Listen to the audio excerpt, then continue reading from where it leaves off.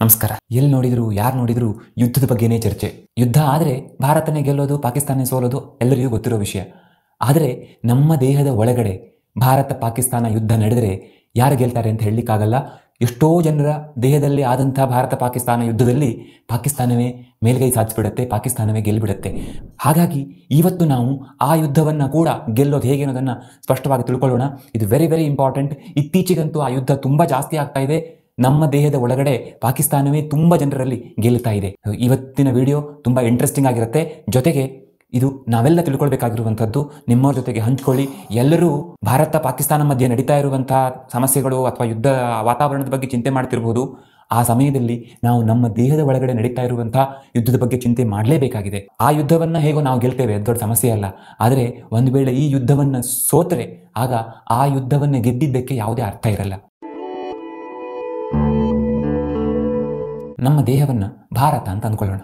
ಅಲ್ಲಿ ಎಲ್ಲ ಒಂದು ಸಿಸ್ಟಮ್ ಪ್ರಕಾರ ಎಲ್ಲ ನಡ್ಕೊಂಡು ಹೋಗ್ತಾ ಇರುತ್ತೆ. ಅದೊಂದು ವ್ಯವಸ್ಥೆ ಇದೆಯಲ್ಲ, ಆ ವ್ಯವಸ್ಥೆಯ ಪ್ರಕಾರ ನಾವು ಹೇಳ್ತೀವಲ್ಲ ಶಾಸಕಾಂಗ, ಕಾರ್ಯಾಂಗ, ನ್ಯಾಯಾಂಗ ಅಂತೆಲ್ಲ, ಆ ವ್ಯವಸ್ಥೆಯ ಪ್ರಕಾರ ನಡ್ಕೊಂಡು ಹೋಗ್ತಾ ಇರುವಾಗ ಏನಾಗುತ್ತೆ ಅಂತಂದರೆ, ಈ ಭಾರತ ಪಾಕಿಸ್ತಾನ ವಿಭಜನೆ ಆಯ್ತಲ್ಲ, ಆ ಥರ ಒಂದು ವಿಭಜನೆ ಅಂತ ಹೇಳ್ಬೋದು. ಅಂದರೆ ಅಲ್ಲಿ ಒಂದಿಷ್ಟು ದೇಹದಲ್ಲಿರುವಂಥ ಜೀವಕೋಶಗಳು ಏನು ಹೇಳ್ತವೆ ಅಂದರೆ, ನಿಮ್ಮ ಆಡಳಿತಕ್ಕೂ ನಮಗೂ ಸಂಬಂಧನೇ ಇಲ್ಲ, ನಾವು ನಡೆಯೋ ರೀತಿನೇ ಬೇರೆ ಅಂತ. ನೀವು ಕೊಡುವ ಯಾವ ಆದೇಶಕ್ಕೂ ನಾವು ತಲೆ ಕೆಡಿಸ್ಕೊಳ್ಳಲ್ಲ, ನಾವು ನಮ್ಮ ಮನಸ್ಸಿಗೆ ಬಂದಂಗೆ ನಾವು ಬೆಳ್ಕೊಂಡು ಹೋಗ್ತೇವೆ ಅಂತ.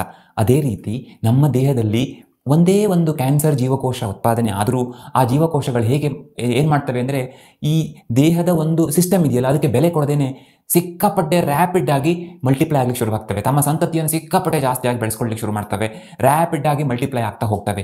ಉದಾಹರಣೆಗೆ ಲಿವರಲ್ಲಿ ಅಂತ ಇಟ್ಕೊಳ್ಳೋಣ. ಆ ಲಿವರಲ್ಲಿ ಆ ಜೀವಕೋಶಗಳು, ಲಿವರ್ನ ಜೀವಕೋಶಗಳಿಗೆ ಇಂಥ ಕೆಲಸ ಅಂತ ಇರುತ್ತೆ, ಆ ಕೆಲಸವನ್ನು ಮಾಡ್ಕೊಳ್ತಾ ಹೋಗಬೇಕು. ಆದರೆ ಅದು ಕ್ಯಾನ್ಸರಸ್ ಜೀವಕೋಶ ಆದರೆ ಅದು ಹಾಗೆ ಮಾಡಲ್ಲ. ಬದಲಿಗೆ ಮನಸ್ಸಿಗೆ ಬಂದಂಗೆ ಡೆವಲಪ್ ಆಗುತ್ತೆ. ಲಿವರ್ ಯಾವ ಕೆಲಸವನ್ನು ಮಾಡಬೇಕಿತ್ತೋ ಆ ಕೆಲಸವನ್ನು ಮಾಡ್ಲಿಕ್ಕೆ ಸಾಧ್ಯನೇ ಆಗಲ್ಲ. ಯಾಕಂದರೆ ಆ ಜೀವಕೋಶಗಳಿಗೆ ಹೊಸದಾಗಿ ಆ ಮಲ್ಟಿಪ್ಲೈ ಆಗಿರುವಂಥ ಅಥವಾ ಆ ಸೆಂಟ್ರಲ್ ಕಮಾಂಡಿನ ಮಾತನ್ನು ಕೇಳದೇ ಇರುವಂಥ ಜೀವಕೋಶಗಳಿದೆಯಲ್ಲ, ಅವು ಡೆವಲಪ್ ಏನೋ ಅದು ಸಿಕ್ಕಾಪಟ್ಟೆ ಜಾಸ್ತಿ ಸಂಖ್ಯೆಯಲ್ಲೇನೋ ಇದ್ದಾವೆ, ಆದರೆ ಅವಕ್ಕೆ ತಮ್ಮ ಕೆಲಸವನ್ನು ಹೇಗೆ ಮಾಡಬೇಕು ಅಂತ ಗೊತ್ತಿಲ್ಲ.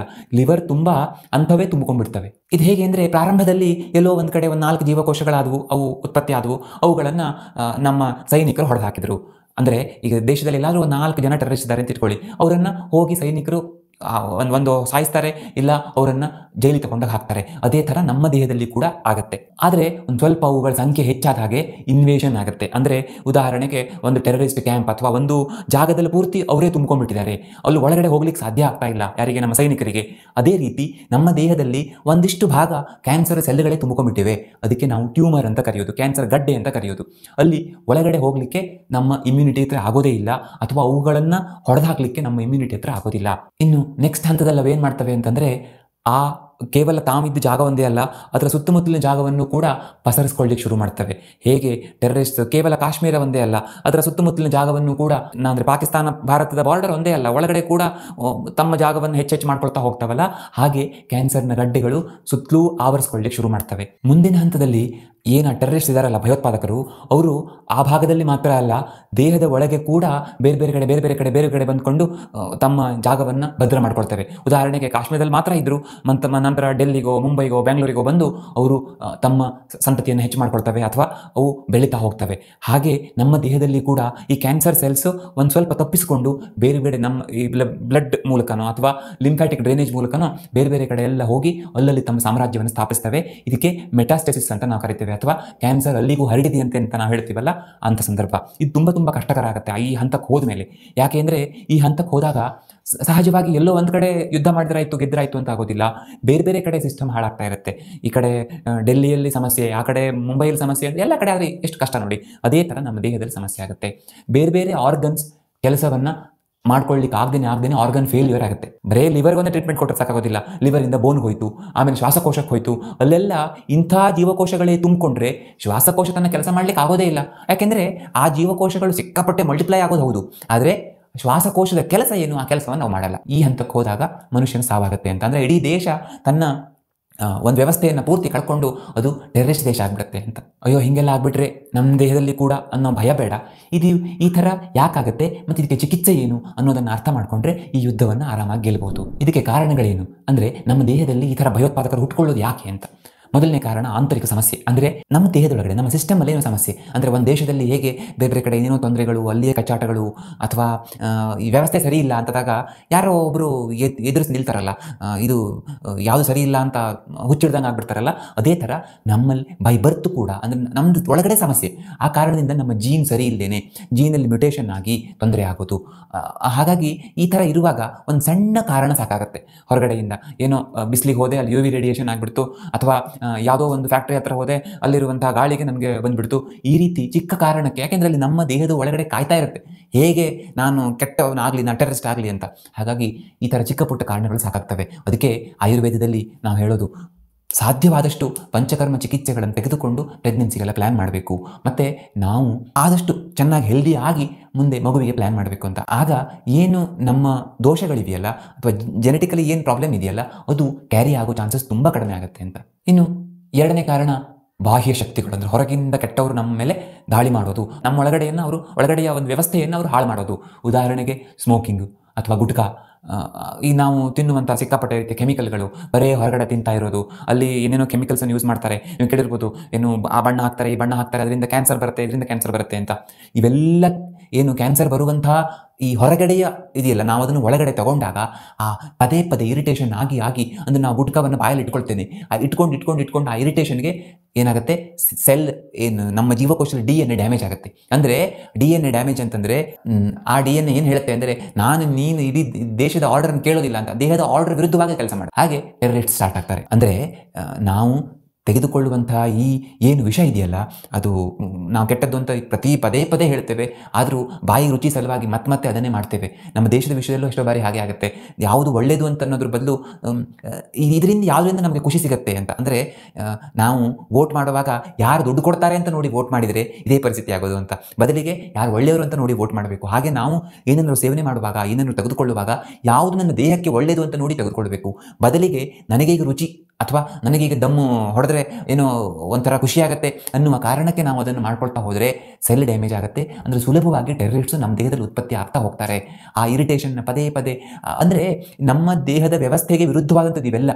ನಾವು ಅನ್ನ ಸಾರು ಊಟ ಮಾಡಿದರೆ ದೇಹದ ವ್ಯವಸ್ಥೆಗೆ ವಿರುದ್ಧವಾಗಿರೋದಲ್ಲ, ಹೊಂದ್ಕೊಂಡು ಹೋಗ್ಬಿಡುತ್ತೆ. ಆದರೆ ಅದೇ ನಾವು ಗುಟ್ಕಾನೋ, ಸಿಗರೇಟೋ ಅಥವಾ ಈ ಕೆಮಿಕಲ್ ರಿಚ್ ಫುಡ್ಡನ್ನು ತಿಂದಾಗ, ಅತಿಯಾಗಿ biscuits, chocolates, ice creams, bhelpuri, panipuri ಅಂತ ತಿಂದಾಗ ಸಹಜವಾಗಿ ನಮ್ಮ ದೇಹದ ವ್ಯವಸ್ಥೆಗೆ ಸರಿಯಾಗಿರುವಂಥದ್ದಲ್ಲ, ಅದು ಇರಿಟೇಷನ್ ಆಗಿ ತೊಂದರೆ ಆಗುತ್ತೆ. ಮತ್ತು ಈ ಒಂದು ಸಿಸ್ಟಮ್ ಇದೆಯಲ್ಲ, ನಮ್ಮ ದೇಹದ ಒಳಗಡೆ ಒಂದು ಕಮಾಂಡ್ ಇದಾಗಬೇಕು. ಅಂದರೆ ಯಾವುದೋ ಒಂದು ಸರ್ಕಾರ ಒಂದು ಆರ್ಡರ್ ಮಾಡುತ್ತೆ, ಅದು ಎಲ್ಲ ಕಡೆ ಅದು ರೀಚ್ ಆಗಬೇಕು. ಎಲ್ಲ ಕಡೆ ಎಲ್ಲವೂ ನ್ಯಾಯಾಂಗದ ವ್ಯವಸ್ಥೆಯ ಅಡಿಗೆ ಬರಬೇಕು. ಯಾವುದೋ ಒಂದು ಭಾಗದಲ್ಲಿ ಈ ದೇಶದ ನ್ಯಾಯಕ್ಕೂ ಅಂದರೆ ಕೋರ್ಟ್ಸ್ಗೂ ನಮಗೆ ಸಂಬಂಧ ಇಲ್ಲ ಅಂತ ಹೇಳ್ತಾರೆ ಅಂತ ಇಟ್ಕೊಳ್ಳಿ, ಆಗೇನಾಗುತ್ತೆ, ಅಲ್ಲಿ ತೊಂದರೆ ಆಗುತ್ತೆ. ಹಾಗೆ ನಮ್ಮ ದೇಹದಲ್ಲಿ ಹಾರ್ಮೋನಲ್ ಇಂಬ್ಯಾಲೆನ್ಸ್ ಆದರೆ, ಅಥವಾ ನಮ್ಮ ದೇಹದ ಸಂವಹನದಲ್ಲಿ ಸಮಸ್ಯೆ ಆದರೆ, ಈ ನ್ಯೂರೋ ಟ್ರಾನ್ಸ್ಮಿಟರ್ ಅಂತ ನಾವು ಹೇಳ್ತೀವಲ್ಲ, ಅವು ಸರಿಯಾಗಿ ಸಂದೇಶ ಕೊಡದೆ ಹೋದರೆ ಆಗ ಆ ವ್ಯವಸ್ಥೆಯಲ್ಲಿ ಸಮಸ್ಯೆ ಆಗುತ್ತೆ. ಯಾವುದೋ ಒಂದು ಜೀವಕೋಶ ಆ ಒಂದು ವ್ಯವಸ್ಥೆಯ ಅಡಿಗೆ ಬರದೇನೆ ಮನಸ್ಸಿಗೆ ಬಂದಂಗೆ ಡೆವಲಪ್ ಆಗುತ್ತೆ, ತೊಂದರೆ ಆಗುತ್ತೆ. ಅಥವಾ ಮನಸ್ಸಿಗೆ ಬಂದಂಗೆ ಕೆಲಸ ಮಾಡಲಿಕ್ಕೆ ಶುರು ಮಾಡುತ್ತೆ, ಸಮಸ್ಯೆ ಆಗುತ್ತೆ. ಹಾಗಾಗಿ ಇದೆಲ್ಲವನ್ನ ನಮ್ಮ ದೇಹದ ಆ ಒಂದು ವ್ಯವಸ್ಥೆ ಇದೆಯಲ್ಲ, ಅದು ಕಂಟ್ರೋಲ್ ಇಟ್ಕೊಳ್ಬೇಕು. ಇದಕ್ಕೆ ಮುಖ್ಯ ಕಾರಣ ನಮ್ಮ ಮಾನಸಿಕ ಸ್ಥಿತಿ. ಯಾವ್ದು ನೋಡಿದ್ರು ಟೆನ್ಷನ್ನು, ಯಾವಾಗ ನೋಡಿದ್ರು ಇರಿಟೇಷನ್ನು,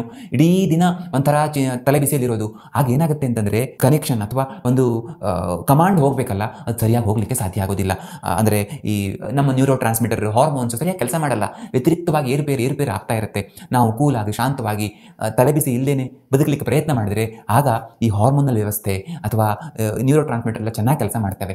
ಅಂದರೆ ಈಗ ಒಂದು ದೇಶದಲ್ಲಿ ಯಾವಾಗ ನೋಡಿದ್ರು ಗಲಾಟೆಗಳು, ಯಾವಾಗ ನೋಡಿದ್ರು ತಲೆ ಬಿಸಿಗಳು, ಸರ್ಕಾರ ಏನೇನೋ ಹುಚ್ಚುಚ್ಚಿ ಕೆಲಸ ಮಾಡುತ್ತೆ. ಈ ಥರ ಆದಾಗ ಏನಾಗುತ್ತೆ, ಮನಸ್ಸಿಗೆ ಬಂದ ಹಾಗೆ ಯಾವುದೋ ರೀತಿಯ ಒಂದು ಸರಿಯಾದ ವ್ಯವಸ್ಥೆಯ ಅಂಡರ್ ಯಾರೂ ಇರಲಿಕ್ಕೆ ಆಗೋದಿಲ್ಲ. ಇದು ಹಾಗೇನೆ. ಹಾಗಾಗಿ ನಾವು ಮನಸ್ಸನ್ನು ಕೂಲಾಗಿಟ್ಟುಕೊಳ್ಳಿ ಪ್ರಯತ್ನ ಮಾಡಬೇಕು. ಇನ್ನು ಇಂಟೆಲಿಜೆನ್ಸ್ ಫೇಲ್ಯೂರ್ ಅಂದರೆ ನಮ್ಮ ದೇಶದಲ್ಲಿ ಅಥವಾ ಪ್ರತಿ ದೇಶದಲ್ಲಿಯೂ ಒಂದು ಇಂಟೆಲಿಜೆನ್ಸ್ ವ್ಯವಸ್ಥೆ ಅಂತಿರುತ್ತೆ. ಅಂದರೆ ಅವರು ನಮಗೆ ಗೊತ್ತಿಲ್ಲದ ಹಾಗೆ, ಸಾಮಾನ್ಯವಾಗಿ ಯಾರಿಗೂ ಗೊತ್ತಿಲ್ಲದ ಹಾಗೆ ಅವರೆಲ್ಲ ಗುಪ್ತಚರ ಇದನ್ನು ವ್ಯವಸ್ಥೆ ನೋಡ್ಕೊಳ್ತಾ ಇರ್ತಾರೆ. ಎಲ್ಲಾದರೂ ಏನಾದರೂ ತಪ್ಪಾಗ್ತಿದೆಯಾ, ಏನಾದರೂ ಆಗ್ತಿದೆಯಾ, ಯಾರಾದರೂ ಒಬ್ಬ ಟೆರರಿಸ್ಟ್ ಸಿಕ್ಕಿದ್ನ ಅವ್ನು ಹೊಡೆದಾಕ್ಬಿಡೋಣ ಅಂತ, ಅಥವಾ ಅವ್ನು ಹಿಡಿಯೋಣ ಅಂತ. ಆದರೆ ಆ ವ್ಯವಸ್ಥೆ ಸರಿ ಇಲ್ಲ ಅಂದರೆ ಆಗ ಆರಾಮಾಗಿ ಟೆರರಿಸ್ಟ್ ಓಡಾಡ್ಕೊಳ್ತಾರೆ, ಅವ್ರ ಸಂಖ್ಯೆ ಹೆಚ್ಚಾಗ್ತಾ ಹೋಗುತ್ತೆ. ಹಾಗೆ ನಮ್ಮ ದೇಹದಲ್ಲಿ ಇಮ್ಯುನಿಟಿ ಇದೆ. ಆ ಇಮ್ಯುನಿಟಿ ಸರಿ ಇಲ್ಲ ಅಂತ ಆದರೆ ಯಾರು ಟೆರರಿಸ್ಟೋ, ಯಾರು ನಮ್ಮ ದೇಶದ ಜನರು ಅರ್ಥ ಆಗದೇನೆ ಮನಸ್ಸಿಗೆ ಬಂದಾಗ ಯಾರು ಬೇಕಾದ್ರೂ ಹೇಗೆ ಬೇಕಾದ್ರೂ ಇರ್ತಾರೆ. ಟೆರರಿಸ್ಟನ್ನು, ಕಳ್ಳರನ್ನು, ದುಷ್ಟರನ್ನು ಹಿಡಿಯೋ ಕೆಲಸ ಸರಿಯಾಗಿ ಆಗೋದೇ ಇಲ್ಲ. ಅವರನ್ನು ಗುಂಡು ಹಾಕಿ ಕೊಲ್ಲುವ ಕೆಲಸ ಸರಿಯಾಗಿ ಆಗೋದಿಲ್ಲ. ಆಗ ಸಹಜವಾಗಿ ನಮ್ಮ ದೇಹದಲ್ಲಿ ಈ ಕ್ಯಾನ್ಸರ್ ಸೆಲ್ಸ್ ಹೆಚ್ಚೆಚ್ಚಾಗಿ ಡೆವಲಪ್ ಆಗಲಿಕ್ಕೆ ಶುರುವಾಗ್ತವೆ. ಹಾಗಾಗಿ ನಮ್ಮ ಇಮ್ಯುನಿಟಿ ಚೆನ್ನಾಗಿರೋದು ವೆರಿ ಇಂಪಾರ್ಟೆಂಟ್. ಇನ್ನು ಬಹುತೇಕ ಕೊನೆಯ ಕಾರಣ ಏನು ಅಂತಂದರೆ, ಯಾವುದೋ ಒಂದು ಭಾಗದಲ್ಲಿ ದೀರ್ಘಕಾಲೀನ ಸಮಸ್ಯೆ ಇರೋದು. ಅಂದರೆ ಈಗ ದೇಶದ ಯಾವುದೋ ಒಂದು ಭಾಗದಲ್ಲಿ ತುಂಬ ಒಬ್ರಿಗೊಬ್ರಿಗೆ ಕಚ್ಚಾಟ ಆಗ್ತಿದೆ ಅಂತ ಇಟ್ಕೊಳ್ಳಿ. ಆಗ ಕಚ್ಚಾಟವನ್ನೇನು ಶಮನ ಮಾಡಲಿ ಪ್ರಯತ್ನ ಮಾಡೋದು, ಆದರೂ ಅವರು ಹೊಡೆದಾಡ್ತಾನೆ ಇರ್ತಾರೆ ಅಂತಾದರೆ ಎಲ್ಲೋ ಒಂದು ಕಡೆ ಕೆಲವೊಬ್ಬರು ಟೆರರಿಸ್ಟ್ ಆಗಿ ಮಾರ್ಪಾಟನ್ನು ಹೊಂದಬಹುದು. ಹಾಗೆ ನಮ್ಮ ದೇಹದಲ್ಲಿ ಒಂದು ಪ್ರೊಲಾಂಗ್ಡ್ ಇನ್ಫ್ಲಮೇಷನ್ ಇದ್ದರೆ, ಯಾವುದೋ ಒಂದು ಭಾಗದಲ್ಲಿ ಸಿಕ್ಕಾಪಟ್ಟೆ ಇನ್ಫ್ಲಮೇಷನ್ ತುಂಬ ದಿವಸಗಳಿದೆ ಅಂತಂದರೆ ಆ ಇನ್ಫ್ಲಮೇಷನನ್ನು ಸರಿ ಮಾಡಿ ಹೊಸ ಜೀವಕೋಶಗಳು ಉತ್ಪತ್ತಿ ಆಗೋ ಟೈಮಲ್ಲಿ ಎರರ್ಸ್ ಆಗಿ ಅವು ಕ್ಯಾನ್ಸರಸ್ ಸೆಲ್ಸ್ ಆಗ್ಬೋದು. ಅಂದರೆ ಇದಕ್ಕೆ ಕಾರಣ, ಈ ಥರ ಆಗಲಿಕ್ಕೆ ಕಾರಣ ಏನು ಅಂತಂದರೆ ನಮ್ಮದೇ ತಪ್ಪು. ನಮ್ಮ ದಿನಚರಿ ಸರಿ ಇಲ್ಲ, ನಮ್ಮ ಆಹಾರ ಸರಿ ಇಲ್ಲ, ನಮ್ಮ ಮಾನಸಿಕ ಸ್ಥಿತಿ ಸರಿ ಇಲ್ಲ ಅಂತಾದರೆ ಆಗ ದೇಹದ ಯಾವುದೋ ಭಾಗದಲ್ಲಿ ವೀಕ್ ಪಾಯಿಂಟಲ್ಲಿ ಸಹಜವಾಗಿ ಇನ್ಫ್ಲಮೇಷನ್ ಸಿಕ್ಕಾಪಟ್ಟೆ ಆಗಿ ಅದೇ ಮುಂದೆ ಕ್ಯಾನ್ಸರ್ಗೆ ಕಾರಣ ಆಗ್ಬೋದು. ಹಾಗಾದರೆ ಇದಕ್ಕೆ ಚಿಕಿತ್ಸೆ ಏನು? ಇದಕ್ಕೆ ಮೊದಲು ನಾನು ಈಗ ಸಾಮಾನ್ಯವಾಗಿ ಮಾಡರ್ನ್ ಚಿಕಿತ್ಸೆ, ನೀವು ಕ್ಯಾನ್ಸರ್ ಹಾಸ್ಪಿಟ್ಲಿಗೆ ಹೋದಾಗ ಯಾವ ಥರ ಚಿಕಿತ್ಸೆ ಕೊಡ್ತಾರೆ ಅನ್ನೋದನ್ನು ಹೇಳ್ತೇನೆ. ಮುಂದೆ ಆಯುರ್ವೇದದಲ್ಲಿ ಏನೇನು ಮಾಡ್ಬೋದು ಅನ್ನೋದನ್ನು ಕೂಡ ನೋಡೋಣ. ಮೊದಲನೇದಾಗಿ ಸರ್ಜಿಕಲ್ ಸ್ಟ್ರೈಕ್. ಅಂದರೆ ಯಾವುದೋ ಒಂದು ಭಾಗದಲ್ಲಿ ಜಸ್ಟ್ ಗಡ್ಡೆ ಆಗಿದೆ, ಬೇರೆ ಕಡೆ ಎಲ್ಲೂ ಹರಡಿಲ್ಲ ಅಂತಾದರೆ ಸರ್ಜರಿ ಮಾಡೋದನ್ನು ತೆಗೆದುಹಾಕ್ಬಿಡೋದು. ಇದು ತುಂಬ ಒಳ್ಳೆಯ ಆಯ್ಕೆ. ಆಪರೇಷನ್ ಮಾಡಬೇಕಲ್ಲ ಸುಮ್ಮನೆ ಅಂತ ಅನ್ನಿಸ್ಬೋದು, ಆದರೆ ಆಗಲ್ಲ. ಈ ಥರ ಸರ್ಜಿಕಲ್ ಸ್ಟ್ರೈಕ್ ಮಾಡಿದಾಗ ಬೇರೆ ಕಡೆ ಈ ಟೆರರಿಸ್ಟ್ ಹರಡೋದು ತಪ್ಪತ್ತೆ, ಕ್ಯಾನ್ಸರ್ ಸೆಲ್ಸ್ ಬೇರೆ ಕಡೆ ಹೋಗೋದು ತಪ್ಪತ್ತೆ. ಹಾಗಾಗಿ ಈ ಸರ್ಜಿಕಲ್ ಸ್ಟ್ರೈಕ್ ತುಂಬ ಹೆಲ್ಪ್ಫುಲ್. ಇನ್ನು ಎರಡನೇದು, ಎಲ್ಲೆಲ್ಲಿ ಇದ್ದಾರೆ ನೋಡ್ಕೊಂಡು ಬಾಂಬ್ ಹಾಕೋದು, ಅಂದರೆ ರೇಡಿಯೋಥೆರಪಿ. ಅಲ್ಲಿ ಏನಾಗುತ್ತೆ ಅಂತಂದರೆ ರೇಡಿಯೋಥೆರಪಿಯಲ್ಲಿ ಆ ಕ್ಯಾನ್ಸರ್ ಸೆಲ್ಸಿಗೆ ಡ್ಯಾಮೇಜ್ ಮಾಡಲಿಕ್ಕೆ ಅಂತ ಬಾಂಬ್ ಹಾಕೋದು ನಿಜ, ಆದರೆ ಸುತ್ತಲಿನ ಪರಿಸರಕ್ಕೂ ಕೂಡ ಸ್ವಲ್ಪ ಕೆಟ್ಟ ಎಫೆಕ್ಟ್ ಆಗುತ್ತೆ. ಇದು ಎರಡನೇ ಹಂತ. ಅಂದರೆ ಸ್ವಲ್ಪ ಮಟ್ಟಿಗೆ ಜಾಸ್ತಿ ಆಗಿಬಿಟ್ಟಿದೆ ಕ್ಯಾನ್ಸರ್ ಅಂತ ಆದರೆ. ಇನ್ನು ಮೂರನೇದು, ಅಲ್ಲಿ ನಿಜವಾಗಿ ಯುದ್ಧವನ್ನೇ ಮಾಡೋದು, ಈ ಕೆಮಿಕಲ್ ವಾರ್ಫೇರ್ ಅಂತ ಹೇಳ್ಬೋದು. ಹೇಗೆ ಅಂದರೆ ಇಡೀ ದೇಶದಲ್ಲಿ ಬೇರೆ ಬೇರೆ ಕಡೆ ಎಲ್ಲ ಹರಡ್ಕೊಂಡ್ಬಿಟ್ಟಿದ್ದಾರೆ ಟೆರರಿಸ್ಟು, ಹಾಗಾಗಿ ಕಂಡಲ್ಲಿ ಗುಂಡು ಹಾಕಲಿಕ್ಕೆ ಪ್ರಯತ್ನ ಮಾಡೋದು. ಆದರೆ ಇಲ್ಲಿ ಏನು ಸಮಸ್ಯೆ ಅಂತಂದರೆ ಸಮ್ಟೈಮ್ಸ್ ಈ ನಮ್ಮ ಸೈನಿಕರಿಗೆ ಯಾರು ಒಳ್ಳೆಯವರು ಯಾರು ಟೆರರಿಸ್ಟ್ ಅಂತ ಗೊತ್ತಾಗದೆ ಸುಮಾರು ಡ್ಯಾಮೇಜ್, ಸುಮಾರು ಸೈಡ್ ಎಫೆಕ್ಟ್ ಆಗ್ಬೋದು. ಹಾಗೆ ನಮ್ಮ ದೇಹದಲ್ಲಿ ಕೂಡ ಕೀಮೊಥೆರಪಿ ಮಾಡುತ್ತೆ. ಕೀಮೊಥೆರಪಿ ಅಂತಂದರೆ ಇಡೀ ದೇಹದ ಮೇಲೆ ಯುದ್ಧವನ್ನು ಸಾರೋದು. ಅಲ್ಲಿ ಯಾವ್ಯಾವ ಜೀವಕೋಶಗಳು ಸಿಕ್ಕಾಪಟ್ಟೆ ಮಲ್ಟಿಪ್ಲೈ ಆಗ್ತಾ ಇದ್ದಾವೋ, ಫಾಸ್ಟಾಗಿ ಮಲ್ಟಿಪ್ಲೈ ಆಗ್ತಿದ್ದಾವೋ ಅಂತಹ ಜೀವಕೋಶಗಳನ್ನು ಹೊಡೆದು ಹಾಕೋದು ಅಂತ ಅದು ಯುದ್ಧವನ್ನು ಸಾರುತ್ತೆ ಇಡೀ ದೇಹದಲ್ಲಿ ಎಲ್ಲಿ ಬೇಕಾದರೂ. ಹಾಗಾಗಿ ಕೀಮೊಥೆರಪಿ ಮಾಡುವಾಗ ಹೇರ್ ಫಾಲ್ ಆಗೋದು, ಕೂದಲು ಉಳಿಯೋದಿಲ್ಲ. ಯಾಕೆಂದರೆ ಕೂದಲಿನ ಜೀವಕೋಶ ಕೂಡ ಅದು ಫಾಸ್ಟಾಗಿ ಡೆವಲಪ್ ಆಗೋದು, ಅದಕ್ಕೆ ವ್ಯತ್ಯಾಸ ಗೊತ್ತಾಗದೇ ಕೂದಲ ಜೀವಕೋಶನ ಹಾಳು ಮಾಡುತ್ತೆ. ಇದು ಇಡೀ ದೇಹದಲ್ಲಿ ಯುದ್ಧ ಇರೋದ್ರಿಂದ ಸಹಜವಾಗಿ ಸೈಡ್ ಎಫೆಕ್ಟ್ಸು ಕೂಡ ತುಂಬ ಜಾಸ್ತಿ ಇರ್ತವೆ. ಆದರೆ ನಾನು ಈ ವಿಡಿಯೋದ ಕೊನೆಯಲ್ಲಿ ಹೇಳ್ತೇನೆ ಇವುಗಳನ್ನು ಹೇಗೆ ನಾವು ಆಯ್ಕೆ ಮಾಡ್ಕೊಳ್ಬೇಕು ಅನ್ನೋದ್ರ ಬಗ್ಗೆ ಕೂಡ. ಇನ್ನು ಆಯುರ್ವೇದದಲ್ಲಿ ಮೊದಲನೇದಾಗಿ ಆಯುರ್ವೇದ ಒತ್ತು ಕೊಡೋದು ಯಾವುದಕ್ಕೆ ಅಂತಂದರೆ ನಮ್ಮ ಸೆಕ್ಯೂರಿಟಿಯನ್ನು ನಾವು ಚೆನ್ನಾಗಿ ಹೆಚ್ಚು ಮಾಡಿಕೊಂಡು ಎಲ್ಲಿಯೂ ಕೂಡ ಸಮಸ್ಯೆ ಆಗದಿರೋ ಹಾಗೆ ಶಾಸಕಾಂಗ, ಕಾರ್ಯಾಂಗ, ನ್ಯಾಯಾಂಗಗಳೆಲ್ಲ ಚೆನ್ನಾಗಿ ಕೆಲಸ ಮಾಡೋ ಥರ ದೇಶವನ್ನು ಕಾಪಾಡಿಕೊಳ್ಳೋದು ಅಂತ. ಅಂದರೆ ನಮ್ಮ ಆಹಾರ, ನಮ್ಮ ದಿನಚರಿ, ನಮ್ಮ ಮಾನಸಿಕ ಸ್ಥಿತಿ ಎಲ್ಲವನ್ನು ಚೆನ್ನಾಗಿ ಮೇಂಟೈನ್ ಮಾಡೋದು. ಆ ಥರ ನಾವು ಮೇಂಟೈನ್ ಮಾಡ್ತಾ ಹೋದರೆ ಸಹಜವಾಗಿ ಎಲ್ಲಿಯೂ ಸಮಸ್ಯೆ ಆಗಲಿಕ್ಕೆ ಸಾಧ್ಯನೇ ಇಲ್ಲ ಅಂತ. ಇಡೀ ವ್ಯವಸ್ಥೆ ಸರಿಯಾಗಿ ಕೆಲಸ ನಾವು ಕೇಳಿರ್ಬೋದಲ್ಲ, ವಿಜಯನಗರ ಸಾಮ್ರಾಜ್ಯದಲ್ಲಿ ಹಾಗಿತ್ತು ಅಥವಾ ಅಶೋಕನ ಕಾಲದಲ್ಲಿ ಹೀಗಿತ್ತು ಅಂತ. ಆ ಥರ ನಾವು ಸುಭದ್ರವಾಗಿದ್ದರೆ ಆಗ ಸಹಜವಾಗಿ ಯಾರು ನಮ್ಮ ಮೇಲೆ ಅಟ್ಯಾಕ್ ಮಾಡಿದ್ರು ನಮಗೆ ತಲೆ ಬಿಸಿಯೇ ಇಲ್ಲ, ಯಾವುದೂ ಕೂಡ ಸುಲಭವಾಗಿ ನಮಗೆ ತೊಂದರೆ ಕೊಡಲಿಕ್ಕೆ ಸಾಧ್ಯ ಇಲ್ಲ. ಇನ್ನು ಎರಡನೇದೇನು ಅಂತಂದರೆ ಇಡೀ ದೇಶವನ್ನು ಆಗಾಗ ಹುಡುಕ್ತಾ ಇದ್ದರೆ, ನೀವೆಲ್ಲರೂ ID ಕಾರ್ಡ್ ತೋರಿಸಿ, ಆಧಾರ್ ಕಾರ್ಡ್ ತೋರಿಸಿ ಅಂತ ಹೇಳಿ ಪ್ರತಿಯೊಂದು ಕಡೆ ಹುಡುಕ್ತಾ ಯಾರ್ಯಾರು ನಮ್ಮ ದೇಶದವರು ಅಲ್ವೋ, ಯಾರು ಟೆರರಿಸ್ಟ್ಸೋ ಅಂಥವ್ರನ್ನು ಹುಡುಕಿ ಅವನ್ನೆಲ್ಲ ತೆಗೆದು ಬಿಸಾಕ್ತಾ ಇದ್ದರೆ, ಅವ್ರನ್ನ ಗಡಿಪಾರು ಮಾಡ್ತಾ ಇದ್ದರೆ ಹೇಗಿರುತ್ತೆ? ಆಗ ಕೂಡ ಬೆಳಲಿಕ್ಕೆ ಸಾಧ್ಯ ಇಲ್ಲ ಅಲ್ವಾ? ಅದೇ ಥರ ಪಂಚಕರ್ಮ ಚಿಕಿತ್ಸೆಗಳು ಕೆಲಸ ಮಾಡ್ತವೆ, ಇಡೀ ದೇಹವನ್ನು ಶುದ್ಧವಾಗಿ ಇಟ್ಕೊಳ್ಳಿಕ್ಕೆ ಹೆಲ್ಪ್ ಮಾಡ್ತವೆ. ಅದಕ್ಕೆ ನಾನು ಆಗಾಗ ಹೇಳೋದು, ವರ್ಷಕ್ಕೆ ಒಂದು ಸಾರಿ, ಸಾಧ್ಯ ಆಗಿಲ್ಲ 2-3 ವರ್ಷಕ್ಕೆ ಒಂದು ಸಾರಿ ಆದರೂ ಪಂಚಕರ್ಮ ಚಿಕಿತ್ಸೆಗಳನ್ನು ತೆಗೆದುಕೊಳ್ಬೇಕು ಅಂತ. ಅವು ಒಂಥರ ಈ ಇಂಟರ್ನಲ್ ಕ್ಲೆನ್ಸಿಂಗ್ ಆಪರೇಷನ್ ಇದ್ದ ಹಾಗೆ, ಇಡೀ ದೇಹವನ್ನು ಶುದ್ಧ ಮಾಡುವಂಥ ಚಿಕಿತ್ಸೆ ಅಂತ. ಇನ್ನೊಂದು ವಿಧಾನ ಅಂತಂದರೆ ನಮ್ಮ ಸೈನಿಕರಿದ್ದಾರಲ್ಲ, ಸೈನಿಕರಿಗೆ ಬೇಕಾದ ಎಲ್ಲ ಸಲಕರಣೆಗಳನ್ನು ಕೊಡೋದು. ಯಾವುದೇ ದಾಳಿ ಆದರೂ ಸೈನಿಕರು ಆರಾಮಾಗಿ ಯುದ್ಧ ಮಾಡಿ ಗೆಲ್ಲಬೇಕು. ಆ ಥರ ನಾವು ಆ ಥರದ ವಿಮಾನಗಳು, ಈ ಥರದ ಶಸ್ತ್ರಾಸ್ತ್ರಗಳು, ಈ ಥರದ ಕವಚಗಳು ಅಂತ ಹೇಳ್ತೀವಲ್ಲ, ಆ ಥರ ಎಲ್ಲ ಇಕ್ವಿಪ್ಮೆಂಟ್ಸ್ ಕೊಡೋದು. ಹಾಗೆ ನಮ್ಮ ದೇಹಕ್ಕೆ ಆ ಥರ ಇಕ್ವಿಪ್ಮೆಂಟ್ಸ್ ಕೊಡೋದಂದರೆ ರಸಾಯನ ಚಿಕಿತ್ಸೆ. ಅಂದರೆ ಬಹಳಷ್ಟು ರೀತಿಯ ರಸಾಯನಗಳನ್ನ ಹೇಳ್ತಿಲ್ಲ, ಚವನಪ್ರಾಶವೋ, ಬ್ರಹ್ಮ ರಸಾಯನಮೋ, ಅಗಸ್ತ್ಯ ರಸಾಯನಮೋ, ಈ ಥರ ರಸಾಯನ ಚಿಕಿತ್ಸೆಗಳನ್ನು ಕೊಡೋದು. ಆ ಥರ ನಾವು ಸೇವನೆ ಮಾಡ್ತೇವೆ. ರಸಾಯನ ಚೂರ್ಣ ಕೂಡ ಇರ್ಬೋದು. ಅಂಥವುಗಳನ್ನು ಸೇವನೆ ಮಾಡ್ತಾ ಹೋದರೆ ನಮ್ಮ ರೋಗ ನಿರೋಧಕ ಶಕ್ತಿಗೆ ಬಲ ಬರ್ತಾ ಹೋಗುತ್ತೆ. ಸಹಜವಾಗಿ ನಮಗೆ ಸುಲಭವಾಗಿ ಸಮಸ್ಯೆಗಳು ಬರಲಿಕ್ಕೆ ಸಾಧ್ಯ ಇಲ್ಲ, ಕ್ಯಾನ್ಸರ್ ಎಲ್ಲ ಸುಲಭವಾಗಿ ಆಗಲಿಕ್ಕೆ ಸಾಧ್ಯ ಇಲ್ಲ ಅಂತ. ಇನ್ನು ಸಮಸ್ಯೆ ಆಗಿಬಿಟ್ಟಿದೆ ಅಂತಾದರೆ ಟಾರ್ಗೆಟೆಡ್ ಬಾಂಬ್ಸ್ ಅಥವಾ ಈ ಪ್ರಿಸಿಷನ್ ಗೈಡೆಡ್ ಮಿಸೈಲ್ಸ್ ಅಂತ ಹೇಳ್ತಾರೆ ಅವರ ಭಾಷೆಯಲ್ಲಿ. ಹಾಗೆ ಎಲ್ಲಿಗೆ ಹೋಗಿ ತಾಗಬೇಕು ಅಲ್ಲಿಗೆ ಹೋಗಿ ತಾಗೋ ಥರ ಈ ಮಿಸೈಲ್ಸನ್ನು, ಅಂದರೆ ಕ್ಷಿಪಣಿಗಳನ್ನು ಬಿಡೋದು ಅಂತ. ಈ ಬಾಲಾಕೋಟ್ ಏರ್ ಸ್ಟ್ರೈಕ್ ಮಾಡಿದ್ರಲ್ಲ ಹಾಗೆ, ಅದು ಯಾರು ಜನರಿಗೆ ಸಮಸ್ಯೆ ಇಲ್ಲ. ಆ ಟೆರರಿಸ್ಟ್ಸ್ ಎಲ್ಲಿ ಗುಂಪು ಕೂಡ್ಕೊಂಡು ಅಲ್ಲಿ ಏನು ಕ್ಯಾಂಪ್ ಇತ್ತಲ್ಲ, ಆ ಕ್ಯಾಂಪ್ ಮೇಲೆ ಬಾಂಬ್ ಸುರಿದು ಬಂದು ನಮ್ಮ ದೇಶದ ಯಾವ ಒಬ್ಬ ಸೈನಿಕನಿಗೂ ಏನು ಸಮಸ್ಯೆ ಇಲ್ಲ. ಆ ಥರ ಏರ್ ಸ್ಟ್ರೈಕ್ ಮಾಡೋದು. ಅಂದರೆ ಆಯುರ್ವೇದದ ಬಹಳಷ್ಟು ರೀತಿಯ ಔಷಧಗಳಿವೆ. ಕೆಲವು ಭಸ್ಮಗಳು, ಉದಾಹರಣೆಗೆ ಸ್ವರ್ಣ ಭಸ್ಮನೋ, ಹೀರಕ ಭಸ್ಮನೋ, ಈ ಥರದ ಭಸ್ಮಗಳು ಅಥವಾ ಅಭ್ರಕ ಭಸ್ಮ, ಈ ಥರದ ಸುಮಾರು ರೀತಿಯ ನೂರಾರು ರೀತಿಯ ಔಷಧಗಳಿವೆ.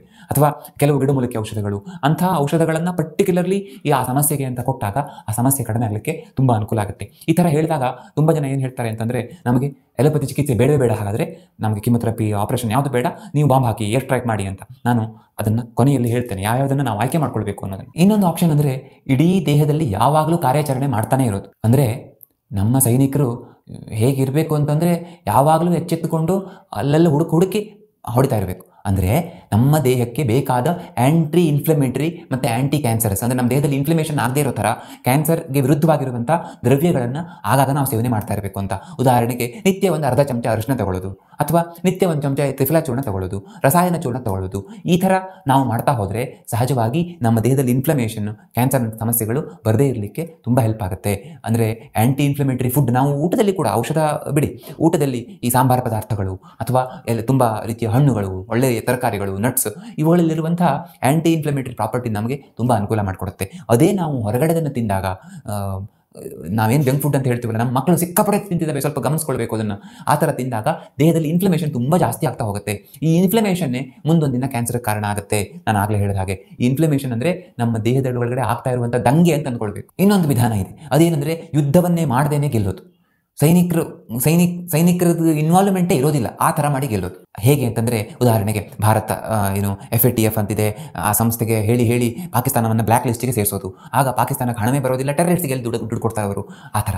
ಅಥವಾ ನಾವು ಅವರಿಗೆ ನದಿ ನೀರನ್ನು ಕೊಡೋದಿಲ್ಲ, ಅವ್ರ ಜೊತೆಗೆ ಎಲ್ಲ ಅಗ್ರಿಮೆಂಟ್ಸನ್ನು ಇದು ಮಾಡ್ತೇವೆ, ಅವರನ್ನು ಇಡೀ ಜಗತ್ತಿನಿಂದ ದೂರ ಇಡೋದು, ಯಾರೂ ಅವರಿಗೆ ಹೆಲ್ಪ್ ಮಾಡೋದಿಲ್ಲ, ಎಲ್ಲರೂ ಅವರನ್ನು ಉಗ್ರರು ಅಂತ ಘೋಷಿಸ್ತಾರೆ. ಈ ರೀತಿ ಆದಾಗ ಸಹಜವಾಗಿ ನಮಗೆ ಟೆರರಿಸ್ಟ್ ಸಮಸ್ಯೆ ಇರೋದಿಲ್ಲ. ಅದಕ್ಕೆ ಯೋಗಾಸನಗಳು, ಮುದ್ರೆ, ಪ್ರಾಣಾಯಾಮ ಇವೆಲ್ಲ ತುಂಬ ಹೆಲ್ಪ್ ಆಗ್ತವೆ. ನಾವು ಯಾವುದೇ ರೀತಿ ಯುದ್ಧ ಮಾಡ್ತಾ ಇರೋದಿಲ್ಲ, ಆದರೆ ನಮಗೆ ಗೊತ್ತಿಲ್ಲದೆ ನಮ್ಮ ದೇಹದಲ್ಲಿ ಕ್ಯಾನ್ಸರ್ ನಾಶ ಆಗ್ತಾ ಹೋಗುತ್ತೆ. ನಾವು ಶಾಂತವಾಗಿ ಈ ರೀತಿ ಡ್ರಗ್ಲೆಸ್ ಥೆರಪಿಗಳನ್ನು ಮಾಡ್ಕೊಳ್ತಾ ಹೋಗಬೇಕು ಅಂತ. ನಾನು ಕೆಲವು ಕೇಸ್ಗಳನ್ನು ನೋಡಿದ್ದೇನೆ, ಕೇವಲ ಈ ಥರದ ಥೆರಪಿಗಳಿಂದನೇ ಪೂರ್ತಿಯಾಗಿ ಗುಣ ಮಾಡ್ಕೊಂಡವರು. ಅಂದರೆ ನೀವು ಕೂಡ ಹಾಗೆ ಮಾಡಬೇಕು ಅಂತ ಅರ್ಥ ಅಲ್ಲ, ಆದರೆ ಇವುಗಳಿಗೆ ತುಂಬ ಅನುಕೂಲ ಆಗುತ್ತೆ ಅಂತ. ಹಾಗಾದರೆ ಫೈನಲಿ ನಾವೇನು ಮಾಡಬೇಕು? ಸರ್ಜಿಕಲ್ ಸ್ಟ್ರೈಕ್ ಮಾಡಬೇಕೋ, ಏರ್ ಸ್ಟ್ರೈಕ್ ಮಾಡಬೇಕೋ, ಅಥವಾ ಡ್ರಗ್ಲೆಸ್ ಥೆರಪಿ, ಯುದ್ಧ ಮಾಡ್ದೇನೆ ಗೆಲ್ಲಬೇಕು, ಏನು ಮಾಡಬೇಕು? ಇದು ವೆರಿ ವೆರಿ ಇಂಪಾರ್ಟೆಂಟ್. ದಯವಿಟ್ಟು ಇದನ್ನು ಸರಿಯಾಗಿ ಕೇಳಿಸ್ಕೊಳ್ಳಿ. ಮೊದಲನೇದಾಗಿ, ಟೆರರಿಸ್ಟ್ ಬೆಳಲಿಕ್ಕೆ ಬಿಡಬಾರ್ದು. ಅದಕ್ಕೆ ಆಸನ, ಪ್ರಾಣಾಯಾಮ, ಆಯುರ್ವೇದದಲ್ಲಿ ಹೇಳಿರುವಂಥ ನಿಯಮಗಳು, ಇವುಗಳನ್ನೆಲ್ಲ ಫಾಲೋ ಮಾಡೋದು ವೆರಿ ಇಂಪಾರ್ಟೆಂಟ್. ಇನ್ನು ಇಲ್ಲ ಆಗಿಬಿಟ್ಟಿದೆ ಅಂತಾದರೆ, ಆಗ ನಾವು ಎಲ್ಲೋ ಒಂದು ಕಡೆ ಗಡ್ಡೆ ಆಗಿದೆ ಅಂತಾದರೆ ಸರ್ಜಿಕಲ್ ಸ್ಟ್ರೈಕ್ ಮಾಡ್ಕೊಳ್ಳೋದು ಒಳ್ಳೆಯದು ಅಂತ ನನಗನ್ಸುತ್ತೆ. ಯಾಕೆಂದರೆ ನಾವು ಎಷ್ಟು ಮಟ್ಟಿಗೆ ಟಾರ್ಗೆಟೆಡ್ ಮಾಡ್ತೇವೆ ಅಂತಂದರೂ ಕೂಡ, ಯಾವುದೇ ರೀತಿಯ ಡ್ರಗ್ಲೆಸ್ ಥೆರಪಿಯನ್ನು ಮಾಡ್ತೇವೆ ಅಂತಂದರೂ ಕೂಡ, ಅಕಸ್ಮಾತ್ ನಮ್ಮ ದೇಹಕ್ಕೆ ತಾಕತ್ತು ಸಾಕಾಗದೇನೆ ಬೆಳೆದು ಬಿಟ್ಟರೆ, ಹಾಗಾಗಿ ಒಂದು ಕಡೆ ಎಲ್ಲೋ ಬ್ರೆಸ್ಟ್ ಕ್ಯಾನ್ಸರ್ ಆಗಿದೆ ಅಂತಾದರೆ ಮೊದಲು ಸರ್ಜರಿ ಮಾಡಿ ಆಮೇಲೆ ಆಯುರ್ವೇದದಿಂದ, ಯೋಗದಿಂದ ಇನ್ನೇನೇನು ಮಾಡಬೇಕು ಅದೆಲ್ಲ ಮಾಡೋದು ತುಂಬ ಒಳ್ಳೆಯದು. ನಿಜವಾಗಿ ಹೇಳಬೇಕು ಅಂದರೆ ಆಯುರ್ವೇದ, ಯೋಗ ಹೇಳಿದಾಗ ಕೇಳಿದರೆ ಈ ಥರ ಆಗಲಿಕ್ಕೆ ಸಾಧ್ಯ ಇಲ್ಲ. ಒಂದು ವೇಳೆ ಆಗಿದೆ ಅಂತಾದರೆ ಸರ್ಜರಿ ಮಾಡಿ ನಂತರ ಮುಂದಿನದೆಲ್ಲ ಆಯುರ್ವೇದ, ಯೋಗ ಹೇಳಿದ ಹಾಗೆ ಕ್ರಮಗಳನ್ನು ತೆಗೆದುಕೊಂಡ್ರೆ ತುಂಬ ಅದ್ಭುತವಾದ ರಿಸಲ್ಟ್ ಸಿಗುತ್ತೆ. ಇನ್ನು ನೆಕ್ಸ್ಟ್ ಸ್ಟೇಜ್ ಹೋಗಿದೆ ಅಂತಾದರೆ, ಆಗ ಸಮ್ಟೈಮ್ಸ್ ಈಗ ಇಡೀ ದೇಶ ಹೇಳುತ್ತೇನೆ, ನಮಗೆ ತೊಂದರೆ ಆದರೂ ತೊಂದರೆ ಇಲ್ಲ, ಯುದ್ಧ ಮಾಡಿ, ನಮಗೆ ನಷ್ಟ ಆದರೂ ತೊಂದರೆ ಇಲ್ಲ, ಎಷ್ಟು ಸೈಡ್ ಎಫೆಕ್ಟನ್ನು ತಡ್ಕೊಳ್ತೇವೆ, ಯುದ್ಧ ಮಾಡಿ ಅನ್ನೋಂಥದ್ದಿದ್ದರೆ ಆಗ ರೇಡಿಯೋಥೆರಪಿ, ಕೀಮೊಥೆರಪಿ ಬೇಕಾಗತ್ತೆ, ಮಾಡಬೇಕಾಗತ್ತೆ. ಜೊತೆಗೆ ಆಯುರ್ವೇದದ, ಯೋಗದ ಎಲ್ಲ ಕ್ರಮಗಳನ್ನು ಮಾಡ್ಕೊಳ್ತಾ ಹೋದರೆ ಬಹಳ ಬೇಗ ರಿಕವರಿ ಆಗುತ್ತೆ. ಅಂದರೆ ಕೀಮೊಥೆರಪಿ ಮಾಡಲೇಬಾರ್ದು, ಸೈಡ್ ಎಫೆಕ್ಟ್ ಆಗುತ್ತೆ ಅಂತ ಕೂತ್ಕೊಳ್ಳೋದಲ್ಲ. ಆದರೆ ಕೆಲವೊಬ್ಬರಿಗೆ ಏನಾಗುತ್ತೆ ಅಂದರೆ, ಇಡೀ ದೇಶ ದುರ್ಬಲ ಆಗಿ ಹೇಗಾಗಿದೆ, ಯುದ್ಧ ಮಾಡಿ ತಡ್ಕೊಳ್ಳಿಕ್ಕೆ ಸಾಧ್ಯನೇ ಇಲ್ಲ. ಅಂದರೆ ವಯಸ್ಸಾಗಿದೆ ಅಥವಾ ಮೊದಲೇ ದೇಹ ತುಂಬ ದೌರ್ಬಲ್ಯದಿಂದ ಬಳಲ್ತಾ ಇದೆ ಅಂತಾದಾಗ ಆಗ ಯುದ್ಧ ಮಾಡಲಿಕ್ಕೆ ಹೋದರೆ ಸಮಸ್ಯೆ ಆಗ್ಬೋದು. ಆಗ ಕೀಮೊಥೆರಪಿ ಮಾಡಲಿಕ್ಕೆ ಹೋದರೆ ಬೇಕಾದ ಅಡ್ವಾಂಟೇಜಸ್ಗಿಂತ ಕೆಟ್ಟ ಎಫೆಕ್ಟೇ ಹೆಚ್ಚಾಗ್ಬೋದು ಅಂತಾದರೆ ಆಗ ಸಂಪೂರ್ಣವಾಗಿ ಆಯುರ್ವೇದದ ಮೊರೆ ಹೋಗಬೇಕಾಗತ್ತೆ. ಅದಕ್ಕೆ ನೀವು ನಿಮ್ಮ ಡಾಕ್ಟರ್ ನಿಮಗೆ ಗೈಡ್ ಮಾಡ್ತಾರೆ. ಮತ್ತು ಈ ಭಯೋತ್ಪಾದಕರು, ನಮ್ಮ ದೇಹದೊಳಗಡೆ ಬೆಳೆಯುವ ಭಯೋತ್ಪಾದಕರಿದ್ದಾರಲ್ಲ, ಅವ್ರ ಬಗ್ಗೆ ಯಾವುದೇ ಕಾರಣಕ್ಕೂ ಭಯ ಬೇಡ. ಸಹಜವಾಗಿ ಹೆದರಿದ್ರೆ ಅವರು ಹೆದರಿಸ್ತಾರೆ. ಯಾರು ಹೆದರದೇ ನಿಲ್ತಾರೋ ಅವರನ್ನು ಹೆದರಿಸಲಿಕ್ಕೆ ಸಾಧ್ಯ ಆಗೋದಿಲ್ಲ. ನನ್ನ ಒಬ್ಬರು ಪೇಷಂಟ್ ನಾನು ನೋಡಿದ್ದೇನೆ, ಏನಂದರೆ ಅವರಿಗೆ ಡಾಕ್ಟರ್ ಹೇಳ್ತಾರಂತೆ, ಒಂದು 3 ತಿಂಗಳು 6 ತಿಂಗಳು ಮ್ಯಾಕ್ಸಿಮಮ್ ನೀವು ಬದುಕಬಹುದು ಅಂತ. ಇವರು ನನ್ನ ಮೇಲೆ ಏನು ಬೇಕಾ ಪ್ರಯೋಗ ಮಾಡಿ ಅಂತ ಕೂಡ ಒಪ್ಸ್ಕೊಳ್ಳಿಕ್ಕೆ ತಯಾರಿದ್ರು. ಆದರೆ ಅವರ ಧೈರ್ಯ ಇದೆಯಲ್ಲ, ಈ ಥರ ತುಂಬ ಜನ ಅದನ್ನು ಎದುರಿಸಿ ಗೆದ್ದವರಿದ್ದಾರೆ. ಮಾನಸಿಕ ಧೈರ್ಯದ ಕಾರಣದಿಂದಾಗಿ ಅವರನ್ನು ಗೆಲ್ಲಲಿಕ್ಕಾಗತ್ತೆ. ಹಾಗಾಗಿ ಒಂದು ದೇಶ ಟೆರರಿಸಂ ವಿರುದ್ಧ ಗೆಲ್ಲಬೇಕು ಅಂತಾದರೆ ಕೇವಲ ಸೈನ್ಯದ ಶಕ್ತಿ ಮಾತ್ರ ಅಲ್ಲ, ಮಾನಸಿಕ ಶಕ್ತಿ ಕೂಡ ತುಂಬ ಚೆನ್ನಾಗಿರಬೇಕಾಗತ್ತೆ. ಪ್ರತಿಯೊಬ್ಬ ಮನುಷ್ಯನ ನೈತಿಕ ಶಕ್ತಿ ಇದೆಯಲ್ಲ, ಅದು ತುಂಬ ಚೆನ್ನಾಗಿದ್ದರೆ, ಲೀಡರ್ನ ನೈತಿಕ ಶಕ್ತಿ ಚೆನ್ನಾಗಿದ್ದರೆ ಸಹಜವಾಗಿ ಯಾವ ಟೆರರಿಸ್ಟು ಕೂಡ ಅವರು ಅದರ ಮುಂದೆ ನಿಲ್ಲಲಿಕ್ಕೆ ಸಾಧ್ಯ ಇಲ್ಲ. ಹಾಗೆ ನಮ್ಮ ದೇಹದಲ್ಲಿ ಕೂಡ. ಆದರೆ ಇಲ್ಲಿ ತುಂಬ ದೊಡ್ಡ ಪ್ರಾಬ್ಲಮ್ ಆಗ್ತಿರೋದು ಏನು ಅಂತಂದರೆ, ಭಾರತದ ಮೇಲೆ ಟೆರರಿಸ್ಟ್ಸ್ ತುಂಬ ಅಟ್ಯಾಕ್ ಮಾಡ್ತಾ ಇರುವಾಗ ಈ ವೆಸ್ಟರ್ನ್ ಕಂಟ್ರೀಸ್ ಇದಾವಲ್ಲ, ಅಮೆರಿಕಾದಂಥ ದೇಶಗಳು, ಅವು ಅಂದ್ಕೊಂಡಿದ್ವು ನಮಗೇನು ತೊಂದರೆ ಇಲ್ಲ, ಏನು ತೊಂದರೆ ಇದ್ದರೂ ಅವರಿಗೆ ಆಗುತ್ತೆ ಅಂತ. ಹಾಗೆ ನಾವು ಅಂದ್ಕೊಳ್ತೇವೆ ಏನು ಕ್ಯಾನ್ಸರ್ ಬರೋದು ಬೇರೆಯವರಿಗೆ, ನಮಗೆ ಮಾತ್ರ ಯಾವತ್ತೂ ಬರಲ್ಲ ಅಂತ. ಹಾಗೆ ಮೈ ಮರೆತು ಇರ್ಲಿಕ್ಕೆ ಸಾಧ್ಯ ಇಲ್ಲ. ನೋಡಿ, ಅವರು ಅಮೆರಿಕದವರು ಆ ಥರ ಮೈ ಮರೆತಿದ್ದಕ್ಕೆ ಅವ್ರ ಮೇಲೆ ಅವಳಿ ಕಟ್ಟಡಗಳ ಮೇಲೆ ದಾಳಿಯಾಗಿ ಎಷ್ಟೊಂದು ದೊಡ್ಡ ನಷ್ಟವನ್ನು ಅನುಭವಿಸಿದ್ದು. ಇವತ್ತಿಗೂ ಕೂಡ ವೆಸ್ಟರ್ನ್ ಕಂಟ್ರೀಸಲ್ಲಿ ದಾಳಿ ಆಗ್ತದೆ, ಅವರು ಮೈಮರೆತಿದ್ದಕ್ಕೆ ಆಗ್ತಾ ಇರುವಂಥ ಸಮಸ್ಯೆ ಇದು. ಹಾಗೆ ನಾವು ಪ್ರತಿದಿನ ಎಚ್ಚೆತ್ತುಕೊಂಡಿರಬೇಕು. ಪ್ರತಿದಿನ ನಾವು ನಮ್ಮ ಆಹಾರ, ನಮ್ಮ ದಿನಚರಿ, ನಮ್ಮ ಮಾನಸಿಕ ಸ್ಥಿತಿ ಚೆನ್ನಾಗಿರೋ ಥರ ನೋಡ್ಕೊಳ್ಬೇಕು. ಆ ಥರ ಇದ್ದರೆ ಸಹಜವಾಗಿ ನಾವು ಸದಾ ಆರೋಗ್ಯದಿಂದ ಇರ್ತೇವೆ. ಈ ವಿಷಯವನ್ನು ಯಾವತ್ತೂ ನೆನಪಿಟ್ಕೊಳ್ಳೋಣ. ಮುಂದಿನ ವಿಡಿಯೋದಲ್ಲಿ ಮತ್ತೆ ಸಿಗೋಣ. ಧನ್ಯವಾದ.